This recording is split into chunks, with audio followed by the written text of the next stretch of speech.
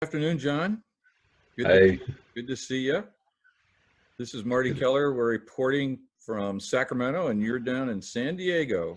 yeah, By the gift of Zoom, we are going to pick up our conversation that we started last week on exploring intentional living. So I thank you for this opportunity to share some time with you. One of the things that we touched on a little bit last time, which I'd like to explore more with you, is the truth of who we really are as creative beings, and how, as we struggle toward our own authenticity and ultimately conscious contact with our creative energy, spirit, God, whatever hmm people, how this is really a magnificent system, even though most of the time we feel the opposite, and I actually feel in opposition to my own self. And there's something about how all this is set up to support breakthrough that can lead me to actually appreciating the whole process from conception to birth to growing up in a dysfunctional family, doing all of this exploration and coming to these awarenesses. yeah, So yeah. We've been um, um, conditioned. I have been conditioned from an early age to recognize that my body is the enemy, and it's coming from the Catholic upbringing. That there's something wrong with us in the word is flesh. So there's this opposition that gets set up, and then we're left to figure out why we're so evil and why is the body, and yet all our capacity to connect to ourselves and other people is through the body. Um, so it is insidious. So and yet there is the cultural experience that you refer to. I don't think it's entirely or merely Catholic, although I'm a recovering Catholic too, so I certainly can relate to it. But there's a lot of evidence that it's Christian culture, particularly St. Paul's version and then St. Augustine's version of this dichotomy, that the flesh leads us into temptation. And so we ask God to deliver us from evil. And that is the opportunity here to explore why is my body the enemy, and maybe I'm misunderstanding the invitation here. So as what I noticed as I started exploring accountability with you 6 or 7 years ago, that there was a lot of resistance to the invitation to be in my feeling, yeah, particularly when I was confronting something out of my shadow belief about myself that I've projected onto somebody else, that I noticed immediately I didn't want to have that experience. yeah, I didn't and want to feel shame. I didn't want to feel grief. I would rather stay stuck than feel these unpleasant feelings. So why is that? Why is that so essential for us in terms of recovery and breakthrough, to be open to these unpleasant feelings that our bodies are generating? it goes back to the conditioning. While you were speaking, I had a lot of things come to mind about the why of this, um, um, and it's the interpretation of sacred scripture. is that the way it was interpreted, um, there's something wrong with our flesh part of who we are, and that we need to like be spiritual beings, which is completely impossible. It says be like Jesus, and then we say Jesus is God. So he's got a head start on us anyway, and there's no way we can be God, and then we're stuck in this dilemma. And one of the things you said is um, that you, I forgot what you exactly said, but it was like you couched it with like you had a choice. Like, I don't want to be, that it was a conscious thing. And I want to offer all the motivation for behavior is couched in right, wrong, good, bad, and that is the most difficult thing to get the concept that that's a stuck place.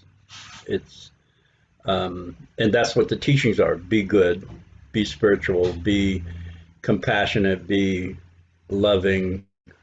Um, there was a thing that a quote from the Bible: "Do unto others as you would have them." Well, I would tell my clients in a group setting, don't do that because you really don't like yourself, and the way you treat yourself is the way other people are treating you. So until you learn to love yourself, then pick up that saying, "Do unto others as you would have them do unto you." Um, and it's I guess that's why we're having this conversation, because it gets so convoluted. Um, I have discovered that there's a mechanism inside of me when it's stuck on right, wrong, good, bad. I have no potential for growth. Um, and it starts there, and then there's, I mean, there's an hour of explanation about what that creates internal with me, and then how my mechanism takes in information in the first place subjectively to keep me safe. And we're actually talking about that subjective part of us that is the creative capacity of us, and it's been simply misinformed with all this right, wrong, good, bad, holy, not holy. This is your place in the hierarchy. Do good and you will have pleasure after you die. It's like that's ingrained in a lot of the cultures, not just the Catholic teachings, but a lot of the cultures is your reward, suffer now, the reward is after. Um, and that's what we're taking apart a little bit at a time to, and what I know,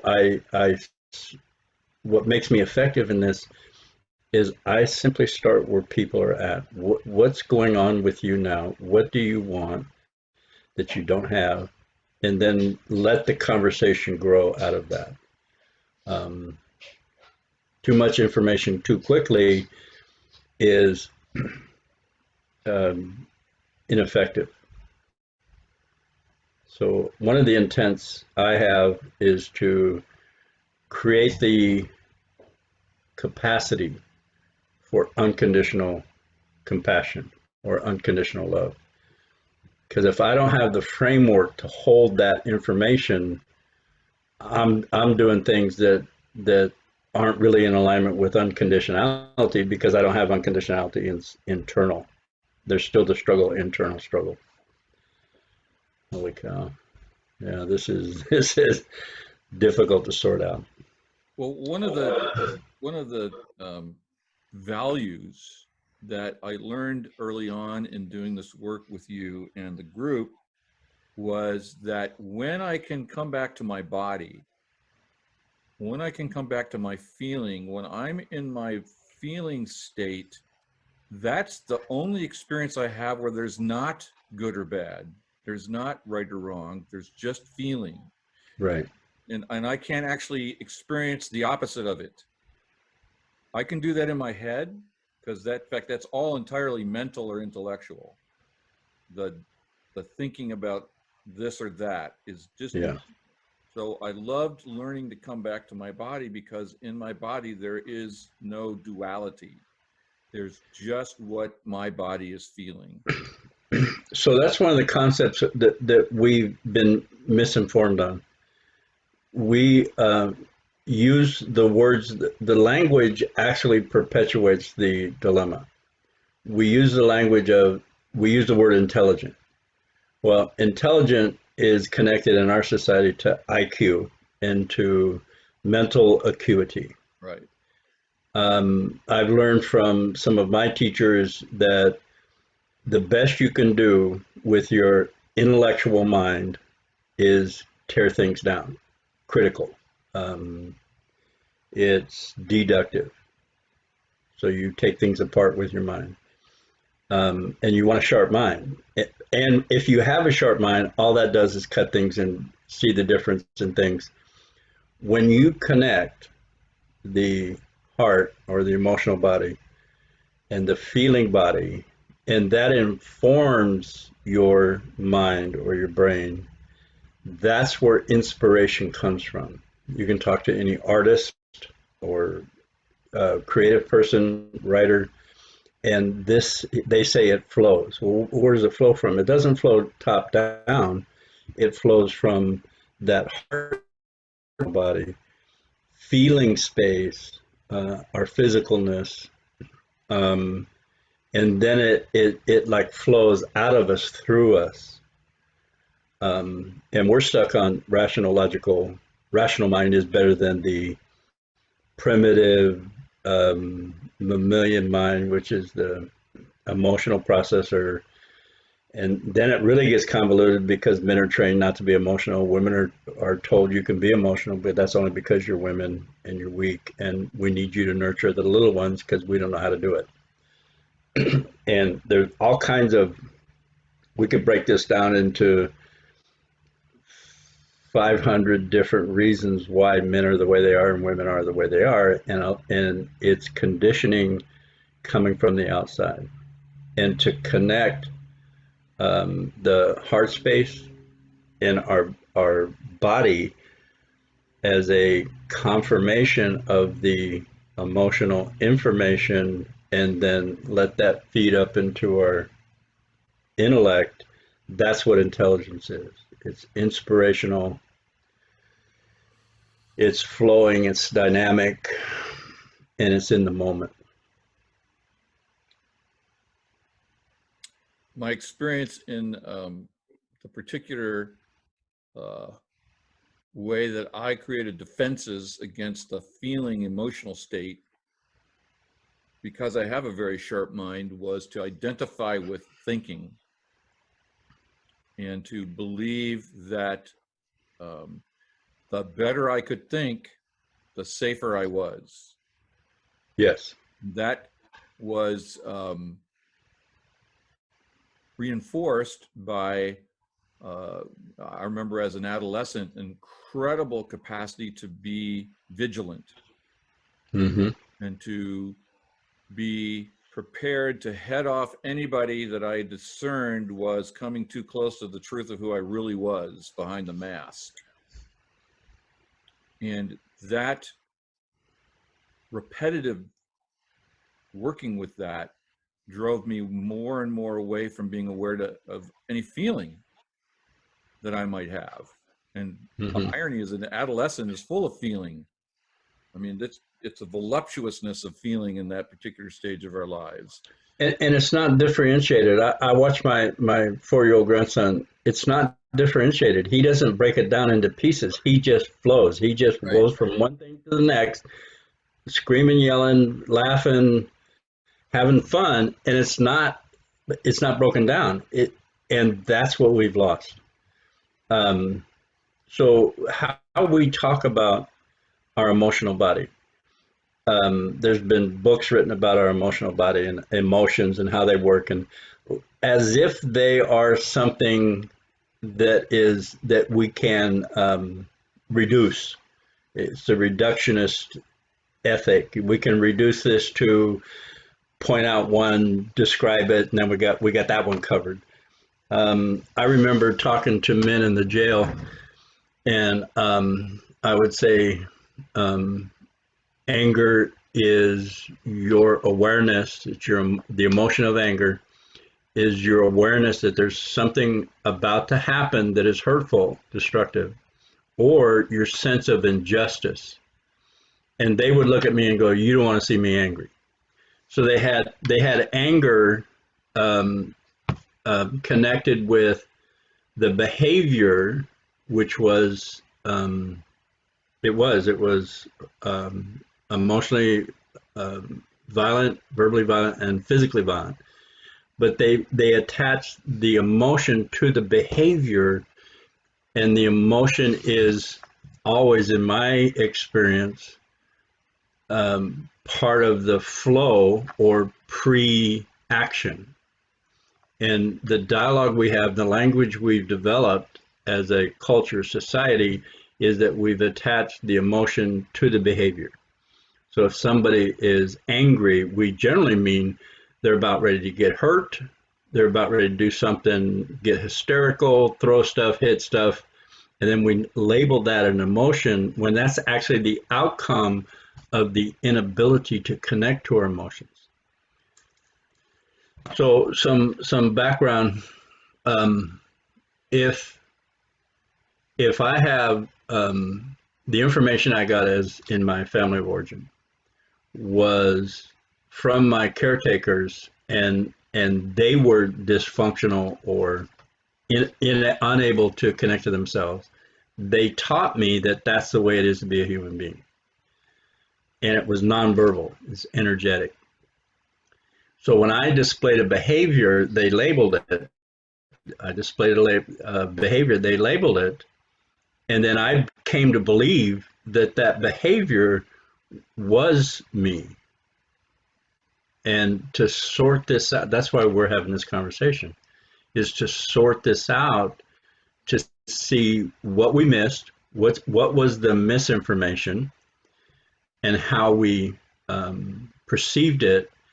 And then I think an important part right here is what gets attached to our subconscious pool of information, that reticular activating system, is any feeling or emotion that the body sees as needing to pay attention to. It's a feeling. It gets attached through a feeling.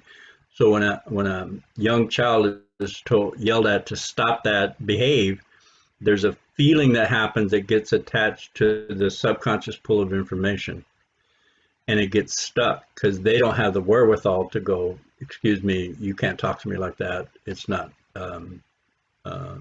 appropriate, and it's not okay." So it gets stuck, and then we grow up with this misinformation. Emotions are information. Emotion is information. The feeling sensation is confirmation of the information. And then we go to our head, and that's thought. If we detach from our emotional information, sad, hurt, afraid, and our body's confirmation of that's what's really happening to us, we rely on our rational brain, and that's where we get lost, we get stuck. We start talking about we are bad people because our behavior is bad. Our behavior, don't get me wrong, it hurts. It's simply in alignment with the misinformation that we received and put inside ourselves in the form of trauma into the most powerful force on the planet, reticular activating system, subconscious pool of information, and it's designed to keep us safe, and it doesn't know right, wrong, good, bad. It's simply, this happens, I'm going to respond this way because my life is dependent on it. And then sort that out is like, we'll be talking a lot here about this over and over and over, to get this connection that this force is a creative force. If it's misinformed, it will recreate the misinformation. I was at church one time, and the minister said There's only one thing you cannot not do. And she got my attention. And she goes, manifest. That clicked something for me. All the misinformation, you're not good enough, you're not worthy, your behavior is, you're lazy, they labeled me. All that information got relegated to my subconscious pool of information in my body, in my feeling body, and it expressed. That information expresses. That's one thing we cannot not do is manifest. Only we manifest with where we're at and what we have. So instead of manifesting and saying, ooh, that didn't work for me, that was mean, that caused separation, we go, I'm bad, lose the connection to heal that information, and then do it again, and then do it again, and then do it again. I want to say this one more time. Emotions are simply bits of information. Our bodies are, our sensing, feeling body is simply confirmation of what just happened, the information that we experienced, like you're lazy, and it gets pressed into our subconscious pool of information and needs be manifest. So what I'm hearing today is that at the core or at the essence of a human being, we are manifestors, or the other word we use is creators. Right. I'm always creating my reality. And this Yes. goes to why this human experience is so beautiful, because if I'm always creating my reality, then by implication, now I'm using my mind to do an implication here, I can create any reality that I want, that I'm not stuck with the reality that I have well, I am stuck with it until I realize that I'm creating it, Yes. and I get the impact of that. And it, Yes. for me, going through this process, I don't know about you, this started out as very, very painful. And part of the pain is, first of all, just feeling states that you said fear, would you say fear, sad, scared, Sad, hurt, afraid. sad, hurt, afraid. But I've also come to realize what I wasn't feeling was joy, ecstasy, exuberance either. Right. And that those things are equally available to me as I now focus on the creative possibility, or as we say, intentional living. I choose to feel whatever. So for the last 6 months, I've been setting my intention. It's my intention to experience my life as joy, peace, freedom, and community. And guess what's manifesting more and more in my daily embodied experience? Yes, you're right. Joy, peace, freedom, community.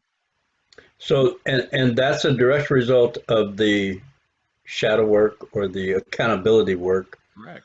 around how you interpreted your life up until that point. Right. That manifested in rigidness, Loneliness. judgment, critical mind, and you got in there and like named it, put a name on it, told the truth about it, with no blame or judgment. This is important. No blame or judgment. And an example for me would be, I'm a bad dad. I used violence, emotional, verbal, and sometimes physical violence on my children in the name of discipline, in the name of teaching. And what I was, when I owned that I'm a bad dad, I took a breath, felt the truth inside my body, and then what came out of me was, it is my intent to be a loving, caring, nurturing father. So I couldn't move to, because I already thought I was loving, caring, nurturing father, move to something different unless I owned the reality of where that was. So creating the intent to experience joy, peace, and genuineness, it is cool. And we're talking about after doing some really deep soul searching, owning the manifestation from the misinformation and feeling that and letting that, it changes the pool of information. Because when I say I'm a bad dad, there's a frequency that happens, and then I go, I attach to that frequency. When I say it is my intent to be a loving, caring, nurturing father, then that drops back into my subconscious pool of information, which changes me internally. So now I can say, I am a loving, caring, nurturing father, and that is in alignment with where I'm at now. Do I have the opportunity to grow? Yes. Now I have the opportunity to grow because I can own the manifestation of the misinformation without blame or judgment, and then say what I want that's different. Um,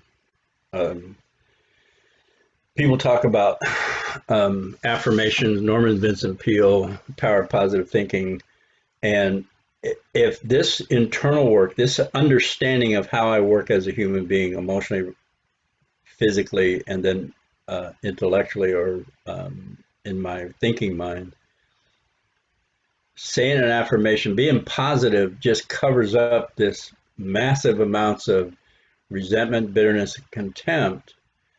And in my experience, it hasn't worked.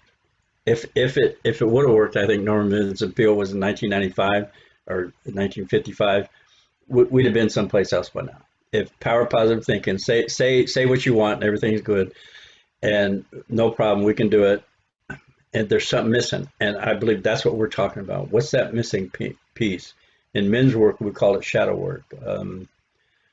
Jung started us thinking about archetypes and shadow work and race consciousness. And now we're here, you and I are here talking about what is that human condition that keeps us discordant, internally discordant, and struggling simply to thrive as a community and see the value in each other, and guarded and hesitant about being vulnerable. That's my experience. I just like to underscore what you said. Yeah. As you know, I've been involved in the Unity Church for a long time, and it's based on affirmations and denials, and the belief that we can retrain our minds, and that's all true. But what was not focused on was that subconscious affirmation. It turned out I was affirming maintaining isolation and grief and judgmentalism, even as I was affirming prosperity and relationship and happiness. And I couldn't appreciate what an internal civil war that was actually generating, because then I got to say, I'm affirming my tail off and it's not changing. What's wrong with me? Right. And then that conscious self-violence merely reinforced the pre-existing self-violence that was already keeping me stuck as a defensive mechanism. As you said, it's like that was keeping me stuck to keep me safe. Yes. Even though the circumstances from which I needed to be kept safe were no longer around. Yes. But I didn't have any access to the liberation of that until I started the accountability work. And I did, as you said, that shadow work initially was incredibly painful. And I found out it was painful in part because I was threatening my survival. Yes. By opening up these deep, dark secrets. Because those deep, dark secrets I had no idea were keeping me safe. And they relinquish themselves because you don't have a choice to not survive. They were those perceptions, beliefs about myself that there's something basically wrong with me were enlisted by this magnificent mechanism and put in service to my well-being. It didn't judge the outcome that I was isolated, alone, It just said I'm alive. It didn't care about the outcome. That's what, there's a thing in there that um, it's not a personal God. This energy. How do they say that? What's that? Um, anyway, there's this. It's subjective. It's non-personal. Um, I forget the statement right now. I'm going to try to move past this. Um, um, but it's simply enlisted to keep me safe, and it's not judging the outcome. As long as safety is maintained. As long as safety is maintained, even if I'm like some of the clients I had in the jail, even if I'm doing 25 to life, it didn't care about where I was, only that I was safe. Um, so yeah, And that's completely coherent with Maslow's insight about the hierarchy of needs. I yes, need to be physically safe before anything else can be attempted. If I'm not right. safe, it doesn't matter about my emotional security. It doesn't matter about my income. It doesn't matter about my intellectual engagement. If I'm not physically safe, nothing else matters. Nothing else matters. Nothing that comes first.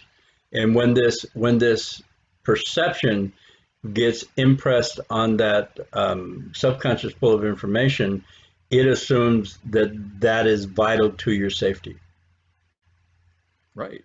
And I think the key here is no blame, no judgment. No blame, no judgment. My accountability process it says accountability at the top, and then it drops down and said no blame, no judgment. Just tell the end result. Tell the truth about where you find yourself. I'm arrogant. Just say that. No blame, no judgment, and that opens up your reticular activating system, your heart space, to feel, wow, that was not okay. I'm not my behaviors, and it is my intent now to be a loving, caring, nurturing father. Participant is my intent to live in peace, and that again, that emotional hit gets relegated to that subconscious pool of information, which is only interested in my well-being, my survival. Well, then I was just thinking that this is only possible because at root we are this creative dynamo, and I think part of what you were saying earlier or groping for about the impersonal God is that the universe, the divine, whatever creates whatever it is that we say Yeah, impersonally. It doesn't say, well, you shouldn't do that. right. You shouldn't create arrogance. You shouldn't create self-violence. It just says, oh, self-violence, here it is. There it is. Yeah, Now I can create through my intentions, I can create something else. And now this goes back to the human body challenge is in the reticular activating system, which is that unfortunately, for most of us, I believe it's possible for some of us, but for most of us, simply saying it for the first time, even in the connectivity of the emotional awareness, doesn't change it overnight. And so for me, it's been years of practice of being willing to be accountable for my thoughts, feelings, behaviors without blame and judgment, and to have faith. And John, I can't tell you how I had faith, but I had faith that keeping this up would change the internal dynamics, that process you talk about of saying these things out loud with the emotional intensity of the truth and allowing them to sink back into my subconscious over time was rewiring the actual physical brain that was holding the neuro network before that was supporting the earlier belief system, yes, the yeah, defensive belief system, and that my brain now becomes my ally over time in saying, okay, let's reconfigure so that when I say it's my intention to experience life as joy, peace, freedom, and community, my brain's reticular activating system is actually changing itself so that that filter starts bringing that reality, which was always there. I just Oh, didn't is it? see it Right. because I was busy seeing something else to survive. That that's another aspect of the reticular activating system. When I first was introduced to the reticular activating system, they said it's a net-like group of cells that filter out non-essential information based on what your focus is. And my what I've discovered is that my focus was 7/8 subconscious, and my belief that for me to be a productive man and valuable, I needed to work hard to make money. Somebody said to me, "You're okay, John, just the way you are." It would like, who you talk, don't bother me. You're wasting my time because I'm going to work.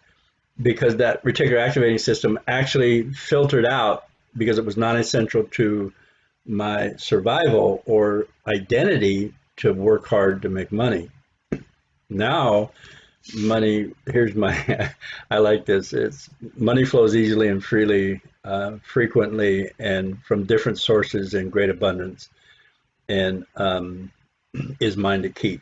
Now, um, this is cool because that also, now I'm open to when somebody calls up and say, you want to do this or that. It's not attached to the money, but it's attached to my capacity to receive money. And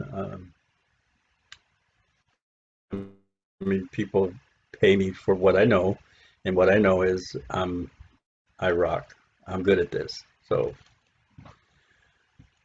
filters out non-essential information. Right. This mechanism. Um, so yeah, But the point you're making, or that I'm hearing, is that we can reset the filter so that what I may have judged as non-essential before, I can now make essential, and I can make what I thought was essential non-essential. yes, So yeah, for me, it was essential to filter in everything that gave me love equals I'm all alone. And I filtered out any information that love equals I'm cherished, appreciated, and necessary. yes, Now I'm working on switching that upside down yes, so that what filters in now is I'm appreciated, I'm valued, I'm creative, and everything that shows me I'm alone, I actually still see it, but it no longer has the energy. It's like, oh yeah, that's still there. Cool. What do I want? right.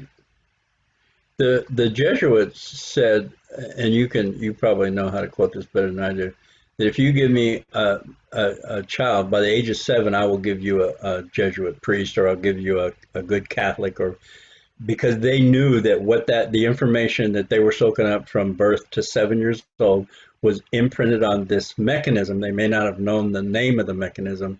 They just knew that kid was dialed in and he was going to do exactly that for the rest of his life. Well, that's not only true of the Jesuits, but the Nazis said the same thing, and the Soviets said the same thing. If we can indoctrinate the children, we don't need to worry about them as adults. Right. So this is what we're breaking apart. Right. We're using words like emotional body, feeling body. This reticular activating system is a holistic mechanism that incorporates our emotional, feeling, thinking body, mind body, and it works together all the time, every time. Even if you deny it, it's still working. Even if you demean and diminish it or say you don't want it, it is what we do. It is the manifesting mechanism. So be careful what you ask for. And let's like tear it apart, have this conversation over and over. Um, in my classrooms, I do this same information over and over and over and over. And I hear a lot of, we did this last week, and we did it the week before, and we did it the week before. And my question to them, so what's changed for you? Nothing. And I said, well, okay, guess what? We're going to do this next week, and we're going to do it the week after. And because without this basic information, the old belief system, the old trauma takes over and reestablishes. And that's what's really good about that accountability process. I can explain and explain and explain, and then I'll ask somebody, would you be willing to experience it? Because when you experience it, you will have a better idea of what I'm saying to you. You will understand it differently. It's the experience that opens us up. So I'll take them through the process, ask them and be real clear. Feel, what are you feeling? Just take a breath. Your body knows how to do the emotion.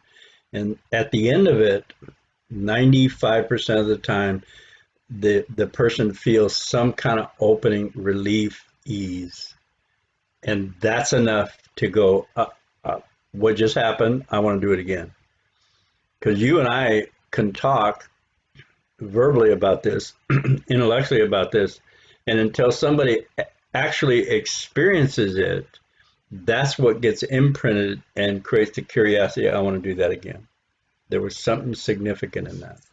One of the things I learned from you is that only works when people freely choose to say yes.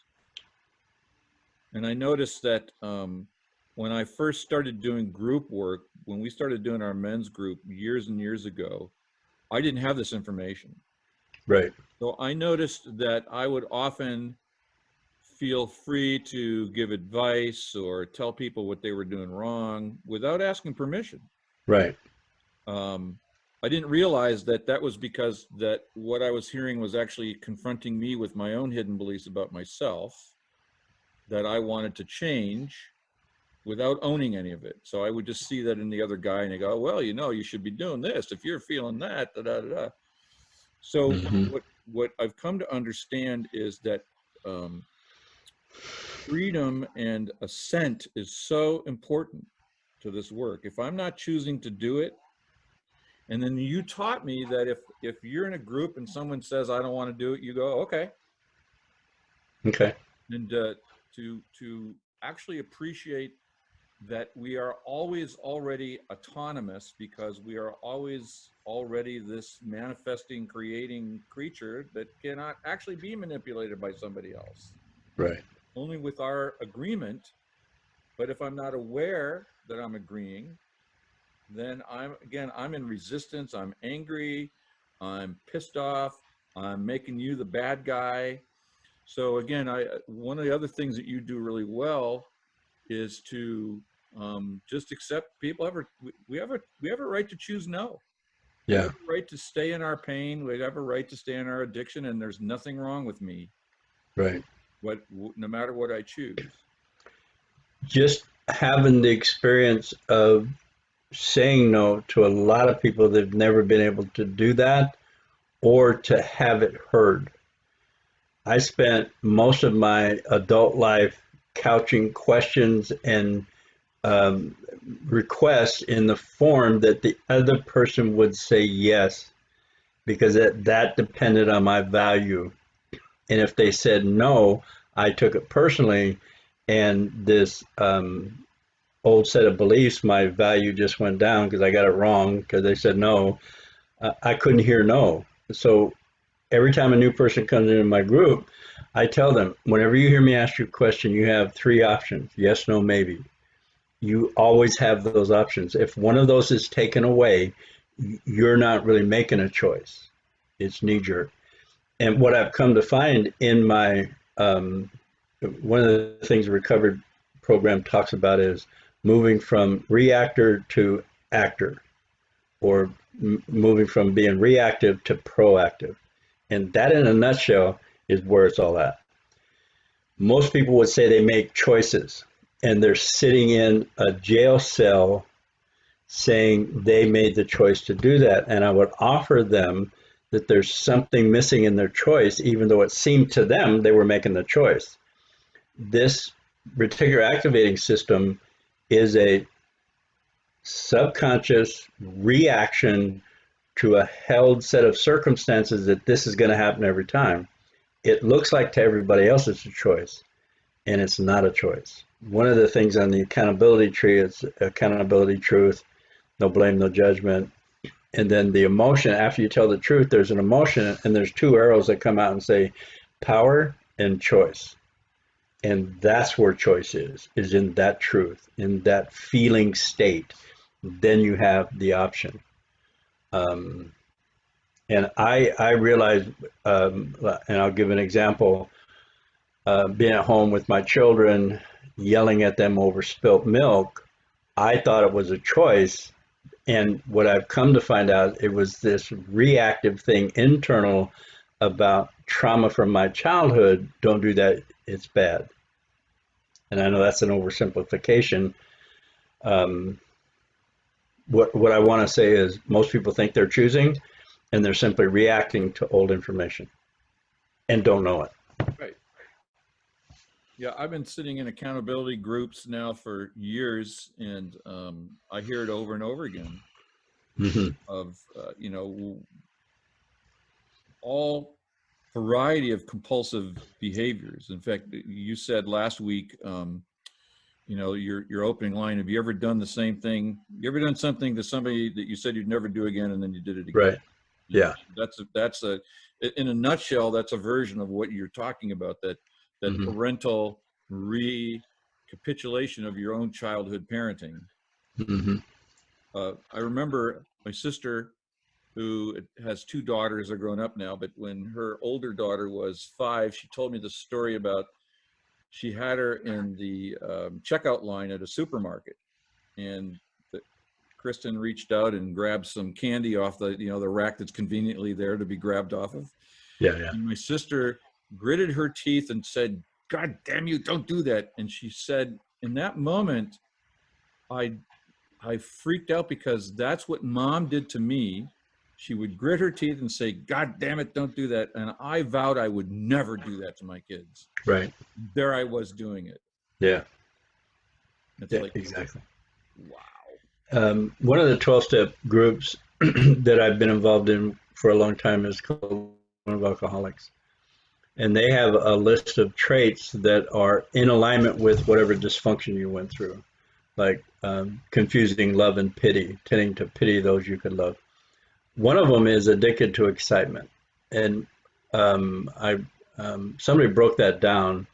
And what that says is, and what it infers, is that we recreate our family of origin body chemistry.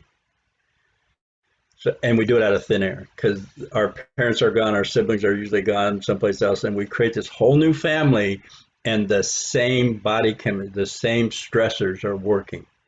And we do that with precision and magnificence. And it hurts, don't get me wrong. It hurts. It's causes destruction. It's very painful.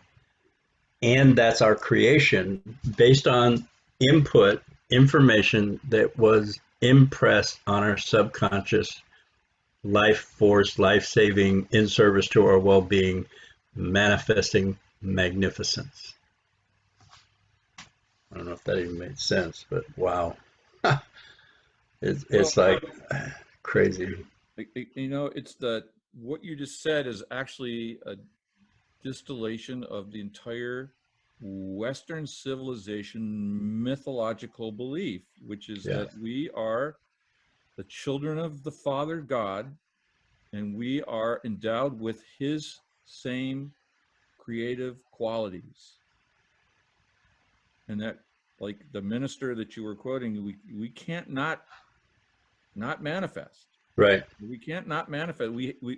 You and I are manifesting our reality right now, and everybody listening to this is manifesting his or her own reality right now, and we can't not do that.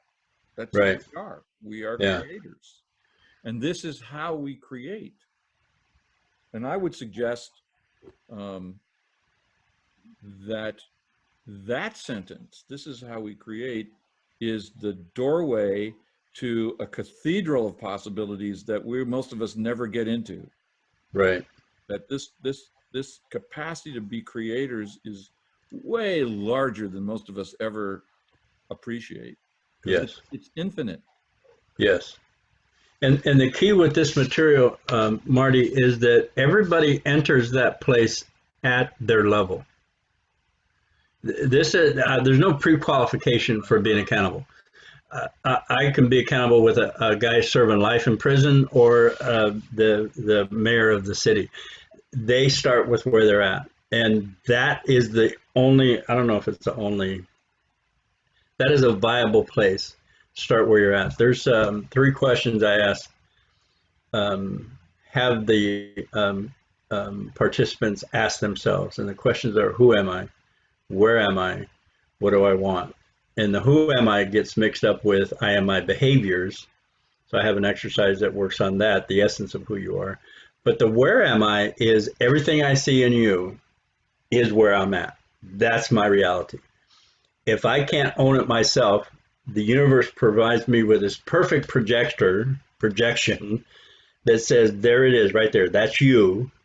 You can either own it or blame it, hit it, or do something with it. It's up to you.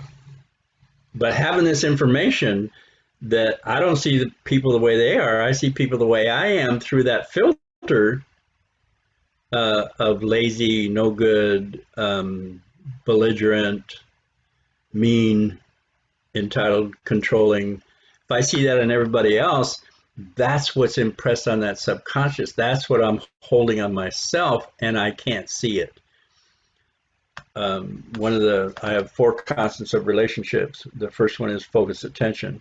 The second one is own your projections. The third one is move towards your pain, which you being accountable for something you don't want to be accountable for is uncomfortable and painful. And that's where the transformation happens, is in the realization, oh my God, that came from me.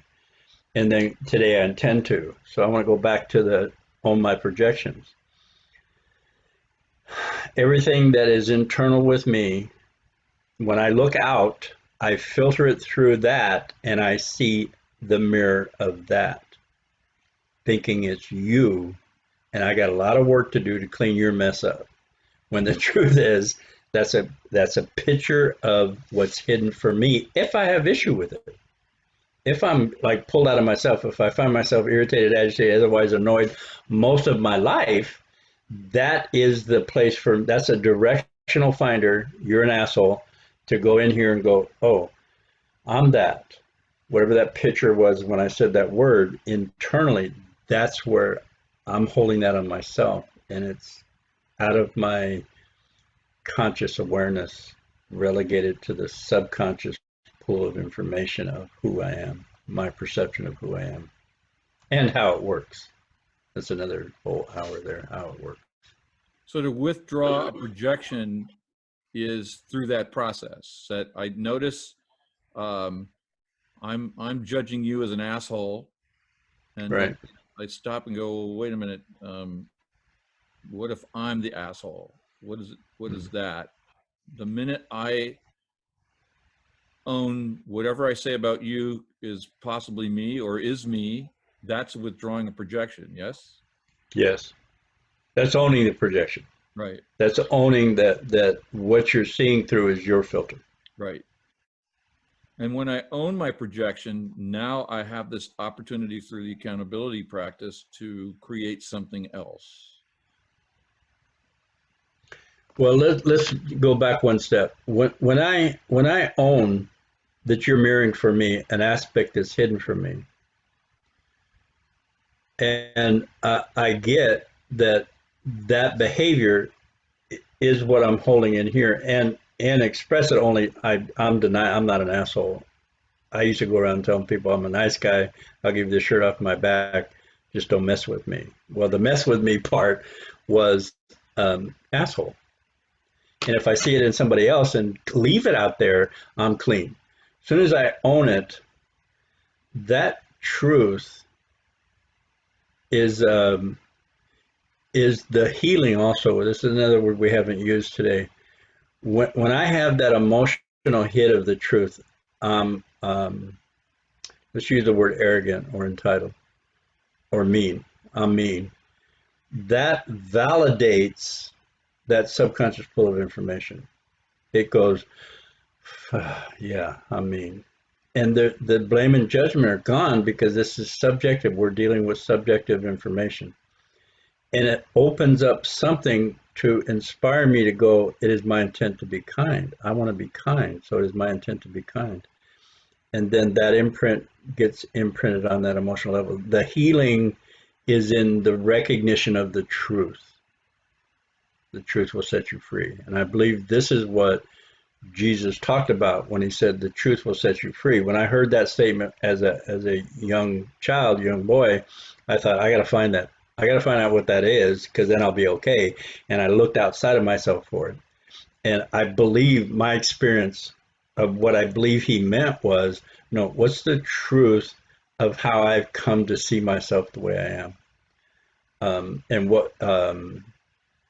And then that's where well, it happens with everybody. They feel this relief, and they just like own that they're this biggest jerk on the planet, and they're going, they got this smile on their face going, it is my intent. And that's the healing. When I was a young 3-year-old, I didn't have the wherewithal to go, that hurt.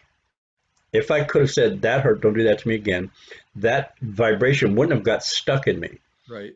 So I got to bring back that hurt in the form of attaching it to a behavior that's not who I am. That emotional frequency gets loosened. That's healing. That's my experience of me healing. I thought healing was like this, I don't know what, like I'm cured or I'm healed or something magnificent was supposed to happen. It was a sometimes subtle, sometimes pretty emotive and of sense of relief. That was the letting go of the stress or the tension I needed to hold on to, that old, don't see this in me. I don't want this to be true. And then I created the intent. It is my intent to be kind, or it is my intent to be gracious. And that got infused over in through, and I became different. That's healing. That's the transformation. That's where I believe the alchemists say, turn lead into gold. And the lead itself was the source of the gold that I found right next to it. Right. In fact, it was always gold, but our reticular activating system saw it as lead, and so it was. Right. Right. Here's something that's really insidious. The way we're built as human beings is to notice the difference. We have a point of reference. Everybody has a point of reference, and they see everything in conjunction with this point of reference. If I don't change the point of reference, nothing changes in my life. So this is a process of me changing my point of reference to I'm evil to, oh, I was misinformed, I was traumatized, and this is a result of it. So it changed the point of reference so that now I see things differently. And that in itself is healing.